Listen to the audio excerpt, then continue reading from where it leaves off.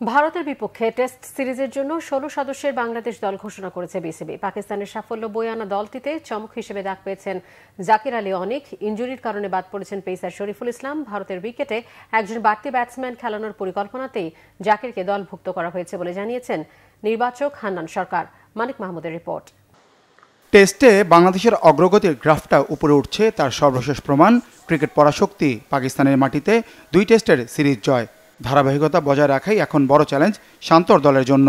আগামী ১৯ সেপ্টেম্বর থেকে ভারতের মাটিতে ২ টেস্টের সিরিজ টাইগারদের। বাংলাদেশের বিপক্ষে রোহিত শর্মা, বিরাট কোহলি, ঋষভ পন্থদের নিয়ে পুরো শক্তির দল গঠন করেছে ভারত। বিসিবিও ঘোষণা করেছে নিজেদের স্কোয়াড। পাকিস্তানের বিপক্ষে সাফল্য পাওয়া শান্তর দলের ১৫ জনই অপরিবর্তিত। প্রথমবার টেস্ট দল ডাক পেয়েছেন জাকির আলী অনিক। ইনজুরি থেকে সেরে না ওঠায় পেসার শরীফুল দলে আসেননি। পাকিস্তানের উইকেটে ৫ পেসার নিয়ে খেলেছে বাংলাদেশ। তবে ভারতের উইকেটে আধিপত্যটা বেশি থাকে ব্যাটসম্যানদের। সেজন্য একজন পেসার কম নিয়ে দল সাজানো হয়েছে জানান নির্বাচক হান্নান সরকার।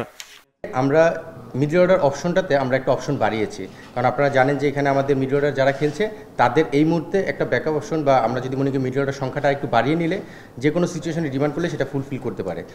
জাকির কিন্তু প্রিভিয়াসলি যদি তার রেকর্ড দেখেন এনসিএল, বিসিএল, লঙ্গার ভার্সনে তার রেকর্ডগুলো যদি দেখেন সেখানে আপনি একটা আইডিয়া পেয়ে যাবেন যে সে লঙ্গার ভার্সনের জন্য খুব ইউজফুল প্লেয়ার হতে পারে।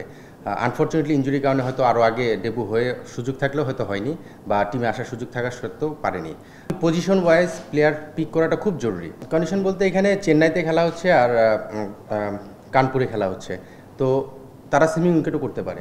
সো সেই জায়গা থেকে আমাদের অপশন রয়েছে, আমাদের ৪ জন সিমার রয়েছে। স্পিনটা আমাদের কিন্তু অলরেডি খুব ভালো একটা শেপে রয়েছে, সঙ্গে পেস বোলিং ৪টা নিয়েও কিন্তু খুব ভালো একটা স্টেজে রয়েছে আমরা।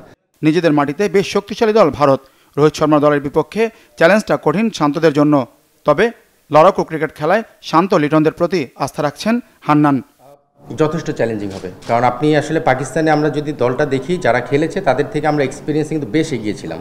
মানে ম্যাচ সংখ্যা যদি দেখি, প্লেয়ার কোয়ালিটি দেখি, তারা কিন্তু বেশ কিছু নতুন প্লেয়ার ছিল। বোলিং লাইন আপটাও যদি দেখি আমরা, তাদের কিন্তু ইন্ডিয়ার সঙ্গে কম্পেয়ার করলে আমি বলবো না যে তাদের সমমানের, বাট তারা রেডি হচ্ছে। সেখানে ইন্ডিয়ান যারা আমরা স্কোয়াডটা যেতে দেখেছি যথেষ্ট এক্সপিরিয়েন্স দল, মানে ওদের সব প্লেয়াররাই রয়েছে যারা টেস্ট খেলে। তো সেই জায়গা থেকে চ্যালেঞ্জটা কিন্তু ডিফারেন্ট থাকবে, সেটা অবশ্যই স্বীকার করতে হবে। আর ইন্ডিয়া ওয়ার্ল্ডের ১ নম্বর দল এখন, সো সেই জায়গা থেকে চ্যালেঞ্জটা তো ডিফারেন্ট হবেই।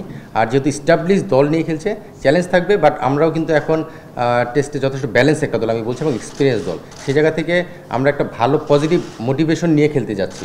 সো আশা করছি যে সেই চ্যালেঞ্জটা আমরা সুন্দরভাবে হ্যান্ডেল করব। ১৫ই সেপ্টেম্বর ভারতে যাবে বাংলাদেশ দল। ভারত সফরে ২ টেস্টের সিরিজ ছাড়াও ৩ ম্যাচের টি-20 সিরিজ খেলবে টাইগাররা। মানিক মাহমুদ, বাংলা ভিশন, ঢাকা।